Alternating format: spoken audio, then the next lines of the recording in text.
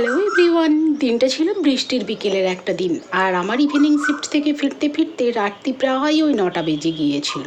ঘরে ফিরে রাতের ডিনারে কি বানাবো ভেবে ভেবে দেখলাম ফ্রিজে অনেকটা ছোলা পড়ে আছে, আর এটা বহুদিন ধরে পড়ে আছে, খাবো খাবো করে আর খাওয়াই হয়নি, তাই ভাবলাম এটা দিয়েই আজকে কিছু বানাই।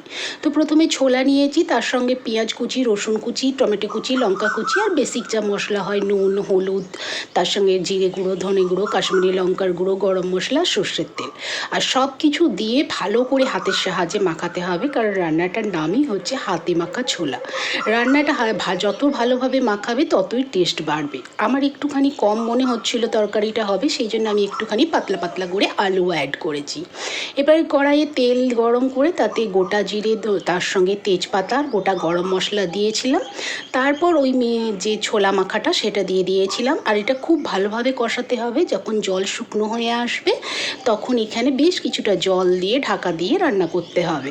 আলুগুলো আর ছোলাগুলো সিদ্ধ হয়ে গেলে নামাবার আগে একটুখানি আমি কাসুরি মেথি ছড়িয়েছিলাম, বাস উপর থেকে একটু পেঁয়াজ কুচি ছড়িয়ে নিয়েছিলাম। আর এর সঙ্গে খাওয়ার জন্য বানিয়েছিলাম পরোটা।